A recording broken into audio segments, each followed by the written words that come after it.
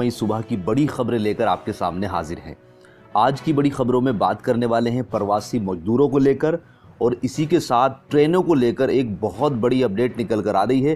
कहां कहां से चलेंगी ट्रेनें और किस तरह से करना होगा आवेदन, सब कुछ A to Z जानकारी आपको इस वीडियो में मिलने वाली है। इसी के साथ कारोबार को लेकर भी एक बड़ी अपडेट निकल कर आ रही है, और साथ में ही चीनी बीमारी पर बड़ी जानकारी निकल कर आ रही है।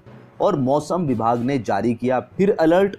अगले 24 घंटे में कैसा होगा मौसम का मिजाज, खबरों में और भी हैं बहुत कुछ।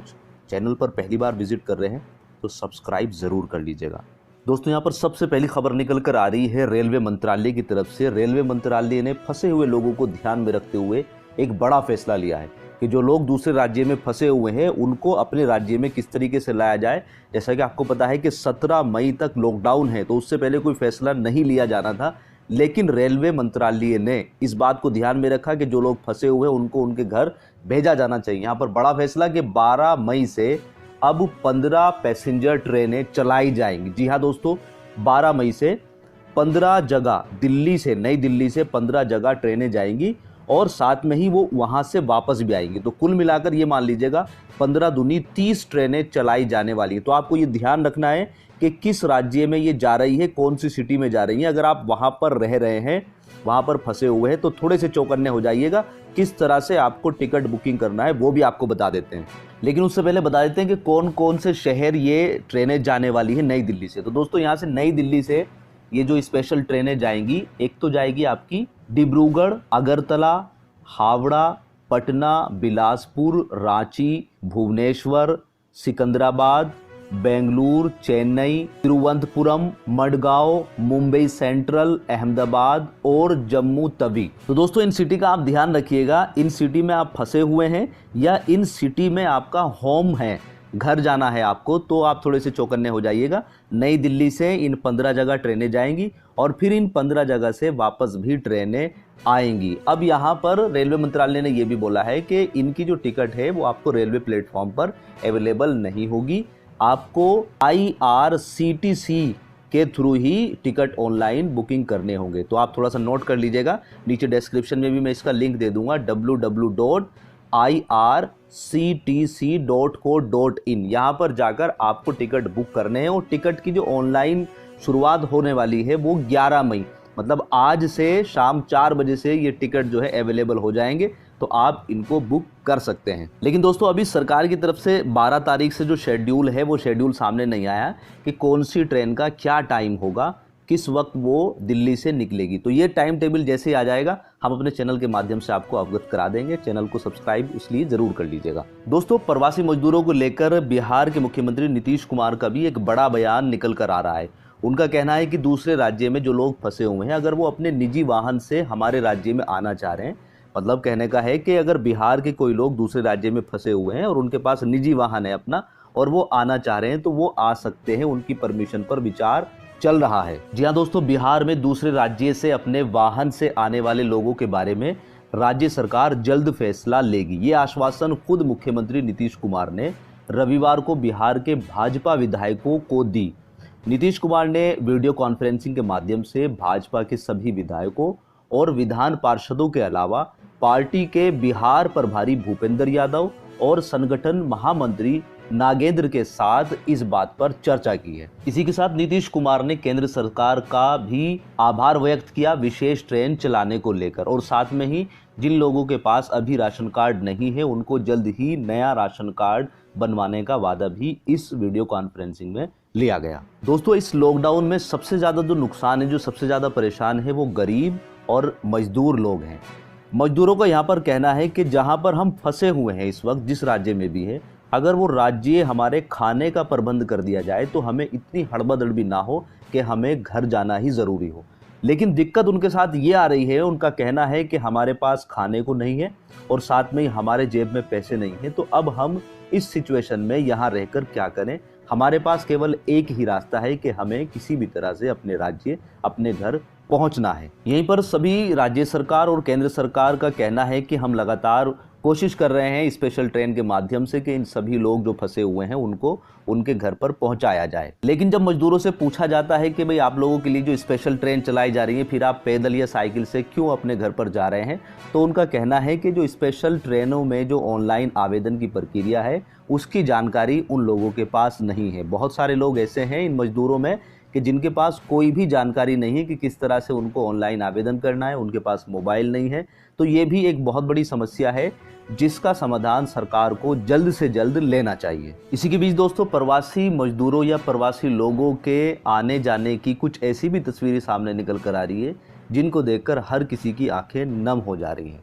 यहाँ पर रविवार को एक ऐसा ही मामला जगदीशपुर में सामने आया। इस मामले में एक युवती अपने 3 वर्षीय बच्ची के साथ और 3 भाइयों के साथ 900 किलोमीटर पैदल यात्रा कर गांव पहुंची। सूचना मिलने पर अफसरों ने सभी का स्वास्थ्य परीक्षण किया और उनको होम क्वारंटीन कर दिया गया। पत्रकारों से बात करते हुए महिला ने बताया कि पुलिस की रोक-टोक से बचने के लिए हमने अपनी बच्ची और भाइयों के साथ ये सफ़र जो है 900 किलोमीटर का खेतों खेत पूर्ण किया है। सभी लोग जब शनिवार को घर पहुंचे तो घर वाले उनको देखकर, जो परिजन लोग हैं, अपनी आंखों से आंसू को नहीं रोक पाए। यहीं पर दोस्तों अगली खबर निकल कर आ रही है छत्तीसगढ़ से। छत्तीसगढ़ सरकार ने दुकानदारों को राहत देने के लिए नई गाइडलाइन जारी कर दी है। जी हाँ दोस्तों, छत्तीसगढ़ की राजधानी रायपुर में लगभग लॉकडाउन खत्म जैसे हालात बन गए हैं। प्रशासन ने बाजारों को बड़ी ढील दे दी है। करीब 50 दिन के बाद अब राजधानी में hardware, paint, sanitary, marble, tiles, cement, लोहा, जूता, कपड़े की दुकानें सोमवार और गुरुवार 2 दिन खुलेंगी। इन सभी दुकानों को 2 दिन की परमिशन मिली गई है। और इसी के साथ किराना जो दुकानें पहले बंद कराई गई थी, अब उनको भी हफ्ते में 3 दिन खोलने की परमिशन दे दी गई है। तो ये किराना की दुकानें सोमवार, बुधवार और शुक्रवार को खोली जाएंगी। इसी के साथ ज़रूरी सेवाएं जैसे कि दवा, दूध, अस्पताल, सब्जी, फल, dairy, petrol pump, gas agency हफ्ते के 7 दिन पूर्णतः खुली रहेंगी। लेकिन साथ में ही कंडीशन ये है कि सोशल डिस्टेंसिंग का पालन करना होगा। यहीं पर दोस्तों अगली खबर की तरफ बढ़ते हैं तो ये प्रवासी मजदूरों के आगमन को लेकर 2 राज्य की पुलिस आमने सामने आ गई। मामला हाथापाई तक पहुंच गया। जी हाँ दोस्तों, मथुरा जिले के रारे बॉर्डर से बिना रजिस्ट्रेशन के जा रहे प्रवासी मजदूरों को यूपी पुलिस के द्वारा रोके जाने को लेकर रविवार को ये घटना विवाद में बदल गई। यूपी की जाजमपट्टी चौकी की ओर लगी बैरिकेड को उद्योगनगर पुलिस के हटाए जाने को लेकर विरोध हुआ और दोनों पुलिस जो है, दोनों राज्य की पुलिस, यूपी पुलिस और राजस्थान की पुलिस आमने सामने आ गई। विवाद बढ़ने पर यूपी पुलिस के आला अधिकारी मौके पर पहुंचे और उन्होंने उद्योगनगर थाना अधिकारी के व्यवहार को लेकर नाराजगी जताई। इसी के साथ दोस्तों अगली बड़ी खबर निकल कर आ रही है राजस्थान से। जी हाँ दोस्तों, अगर आप दूसरे राज्य के हैं और राजस्थान में फंसे हुए हैं तो राजस्थान सरकार ने ट्रेनों का शेड्यूल जारी कर दिया है कि कौन से दिन कौन सी ट्रेन चलने वाली है। तो ज़रा ध्यान से आप समझ लेंगे कि आप किस राज्य में फंसे हुए हैं। यहाँ पर 11 मई को कोटा से विद्यार्थियों को लेकर बिहार के सिवान के लिए 8 बजे और समस्तीपुर के लिए 10 बजे ट्रेनें रवाना होगी। तो एक तो ये शेड्यूल है 11 मई का। इसी तरह 11 मई को उदयपुर से गोरखपुर एवं बिहार के लिए और जालोर से उत्तर प्रदेश के लिए रात 10 बजे ट्रेनें रवाना होंगी। और साथ में ही 12 मई के दिन 12 मई को निवाई टोंक से बिहार के कटिहार एवं जयपुर से उत्तर प्रदेश के बलिया के लिए शाम को 6 बजे ट्रेन रवाना होगी। इसी प्रकार 14 मई को जयपुर से गोरखपुर और 16 मई को जयपुर से कानपुर और 18 मई को जयपुर से लखनऊ के लिए ट्रेनें रवाना होगी। और साथ में ही महाराष्ट्र के कोल्हापुर से नागौर के लिए ट्रेन की सहमति बन गई है। जो बची हुई ट्रेन है उनका शेड्यूल जल्द ही जारी कर दिया जाएगा। इसी के साथ दोस्तों एक बड़ी खबर निकल कर आ रही है सूरत से। जो लोग सूरत में फंसे हुए हैं और वो उत्तराखंड के हैं तो उनके लिए भी 2 विशेष ट्रेन जो है वो चलाई जा रही है। उत्तराखंड के मुख्यमंत्री त्रिवेंद्र सिंह रावत ने रविवार को कहा है कि लॉकडाउन के कारण गुजरात के सूरत में फंसे प्रवासियों को राज्य में पहुंचाने के लिए 2 विशेष रेलगाड़ियां चलाई जा रही हैं। उन्होंने बताया कि पहली रेलगाड़ी 11 मई को तड़के 4 बजे सूरत से काठगोदाम के लिए रवाना होगी, जो कुमाऊं मंडल के लोगों को लेकर आएगी। रावत ने कहा है कि दूसरी रेलगाड़ी सूरत से ही 12 मई को रवाना होगी, जो हरिद्वार आएगी। अब दूसरी रेलगाड़ी का जो शेड्यूल है, जो टाइम है, वो जल्द ही घोषित कर दिया जाएगा। तो दोस्तों बढ़ते हैं अपने मौसम समाचार की तरफ कि आने वाले 24 घंटे में मौसम विभाग की तरफ से क्या अपडेट्स निकल कर आ रही है। तो अगले 24 घंटे में जम्मू कश्मीर, हिमाचल प्रदेश, उत्तराखंड, पंजाब, हरियाणा, उत्तर पश्चिमी उत्तर प्रदेश में हल्की से मध्यम बारिश के आसार नज़र आ रहे हैं। कुछ स्थानों पर थोड़ी हल्की बारिश और कुछ पर थोड़ी तेज़ बारिश का अनुमान है।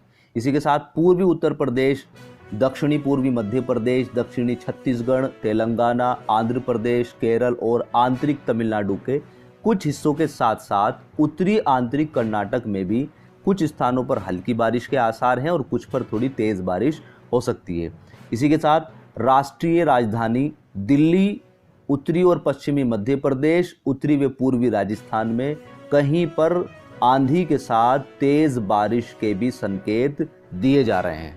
तो दोस्तों ये थे आज के कुछ प्रमुख समाचार। उम्मीद करते हैं कि वीडियो आपको पसंद आई होगी। वीडियो अगर पसंद आई है तो लाइक ज़रूर कीजिएगा, दोस्तों के साथ शेयर कीजिएगा और अपना ख्याल रखिएगा। आज की वीडियो में इतना ही। God bless you, thanks for watching, bye bye.